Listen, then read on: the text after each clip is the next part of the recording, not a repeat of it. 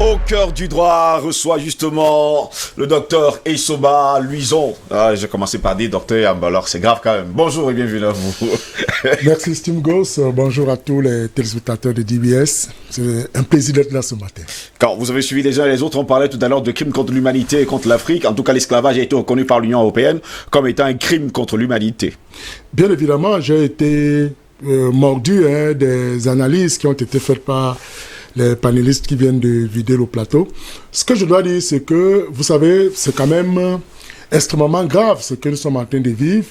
Et le passage de Sarkozy, pas Sarkozy, mais Hollande au Cameroun, avait justement créé des mules à une tenue polémique par rapport à cette culture, par rapport à ces œuvres d'art. Vous vous rappelez que un des journalistes lui avait demandé à quand la rétrocession, justement. Et Hollande n'a pas pu apporter une réponse satisfaisante. Donc moi, je pense que aujourd'hui, l'Europe est consciente de ces pillages qui ont fait mal à l'Afrique, et je pense qu'il serait bien temps de trouver des stratégies pour les ramener.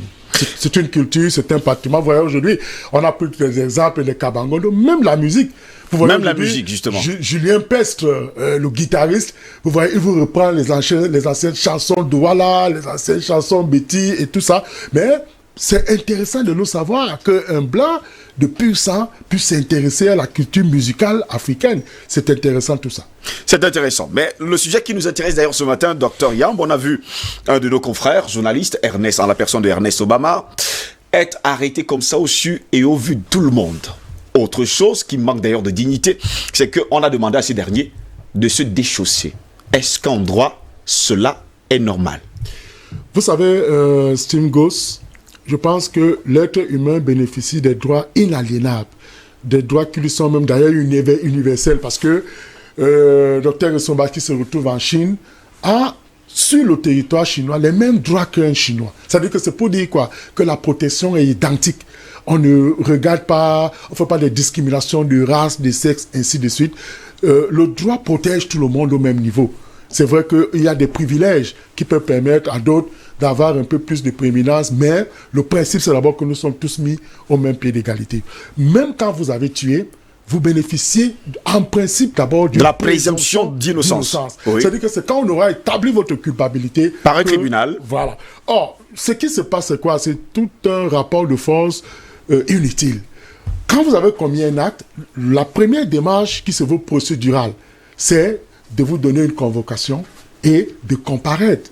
C'est-à-dire que Obama aurait pu avoir droit à une convocation. C'est-à-dire que qui lui dit, monsieur, venez au CED demain à 10h, on vous attend pour répondre d'un certain nombre des actes que vous avez posés. Et le défoulement, le déferlement de la police que nous avons vu. Moi j'ai eu l'impression que le Cameroun était en guerre. Parce que tout le déferlement, toute la cohorte des policiers que j'ai vu l'armada, mais c'était très fort. Pour un seul individu. C'est très fort. Et c'est comme s'il pouvait s'enfuir, alors il était rempli avec d'armes. L'image qui a d'ailleurs toute la conscience collective, nationale et internationale, c'est qu'on voit quelqu'un sortir nu-pied ou pieds nus, c'est-à-dire il n'a plus de chaussures. On voit quelqu'un tenir ses chaussures de côté, mais c'est extrêmement grave. Stephen Goss, on peut ne pas aimer Ernest Obama.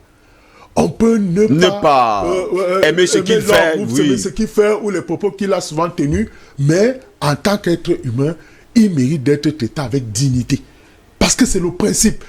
C'est-à-dire que le traitement digne d'un être humain est d'ailleurs le baromètre même comment dire, qui permet de mesurer une démocratie et même le degré de protection des droits de l'homme dans un État.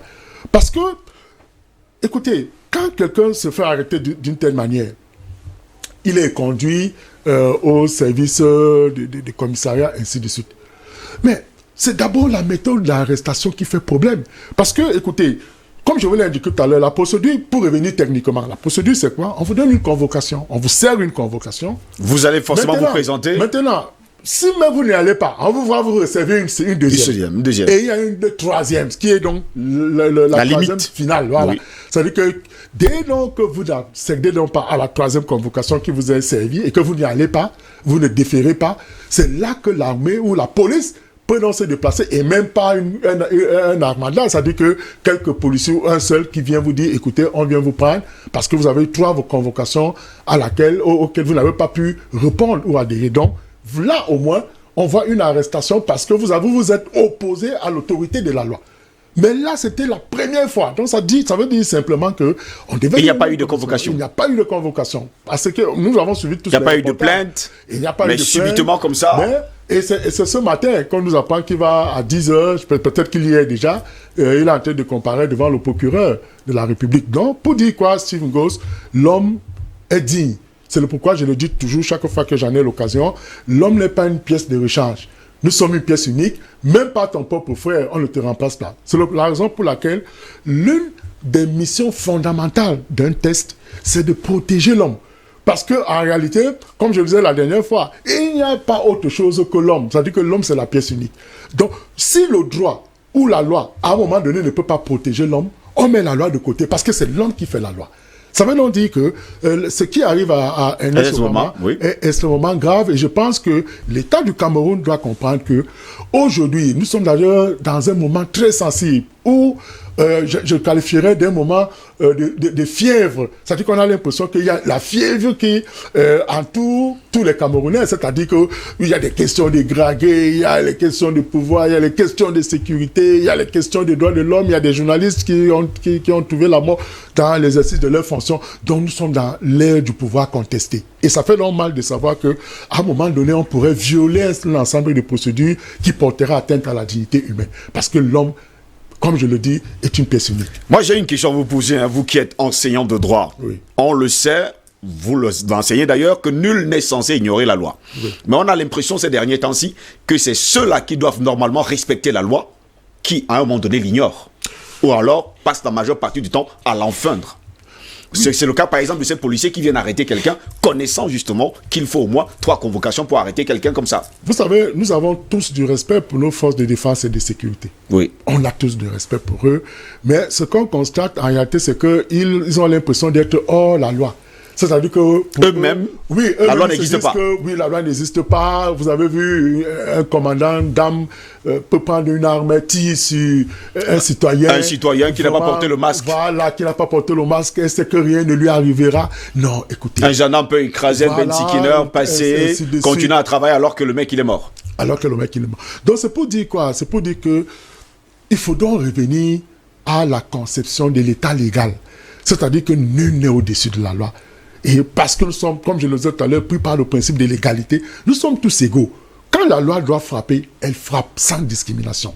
Et on se rend compte, et votre constat est d'ailleurs alarmant, c'est-à-dire que ceux qui sont donc là pour veiller à la régulation de cette loi ne la respectent pas. Et c'est vraiment pourquoi je dis revenons à l'état légal. Parce que nous sommes en train de reprendre... Mais dans ce cas-là, docteur, où est passé le droit? Mais justement, le droit devient l'expression du plus fort. C'est-à-dire que, en fait, c'est le plus fort qui a le droit. Ce n'est plus le droit pour tous. C'est maintenant pour celui qui sait que, bon, écoutez, j'ai telle relation, je connais telle autre, je sais que si je fais même tel acte, je ne peux pas subir des répressions, simplement parce que j'ai telle relation. Et c'est ça. Parce que l'arrestation arbitraire, moi, je la qualifie d'arbitraire de Ernest Obama, et démontre à quel point celui qui a du pouvoir peut vous malayer n'importe comment, tout simplement parce que en sa possession, il a le pouvoir, il connaît tel, et les procédures peuvent aller rapidement. Est-ce que lorsqu'on a besoin de faire une arrestation, alors, dans ce cas-là, on demande aux concernés de se déchausser, de se déshabiller, d'enlever sa cravate? Pas du tout.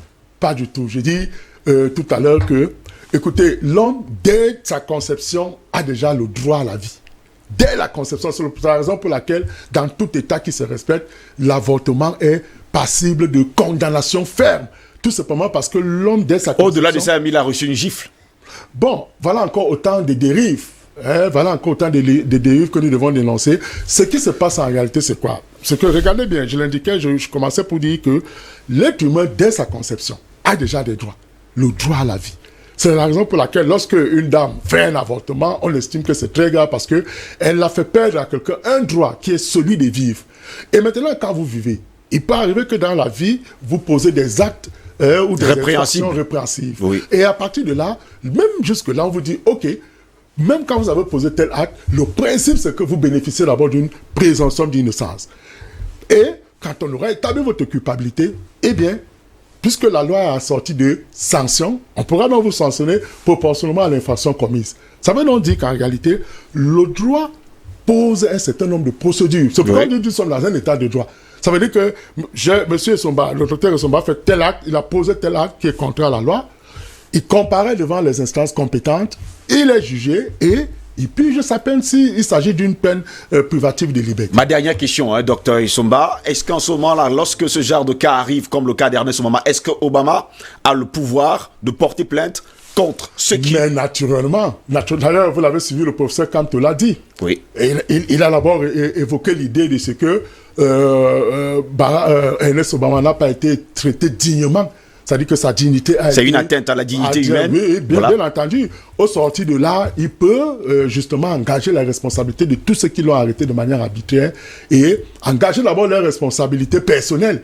Parce que, vous l'avez dit tout à l'heure, c'est un peu comme si on dit un supérieur hiérarchique vous donne l'ordre d'aller tuer, sachant lui-même que cet ordre est illégal. Et vous, le subordonné, vous partez appliquer. Non, écoutez, donc la responsabilité viendra d'abord de celui qui vous a donné l'ordre illégal d'aller le faire. Donc, Ernest Obama a la possibilité au sortir de là d'engager la responsabilité d'abord personnelle, s'il en faut, de chaque policier s'il les a identifiés, et maintenant engager les responsabilités collectives dans l'exercice d'une mission qui leur a amené à poser des actes qui enfreignent naturellement la loi et la dignité de l'homme. Merci beaucoup, Dr Essomba, d'avoir été là ce matin pour tous ces éclaircies. On a compris tout simplement que nul n'est au-dessus de la loi. Bien entendu. Tout le monde est justement égal à la loi. Et comme le disait un Bouddha Sensei, la loi de la loi est sans loi. Mesdames, messieurs, c'est ici que s'achève d'autres éditions de DBS Matin. Au plaisir de retrouver demain pour une nouvelle édition. Restez sur DBS, l'information est en continu sur notre chaîne. Bonne journée à toutes et à tous et surtout, bon début de semaine. Au revoir.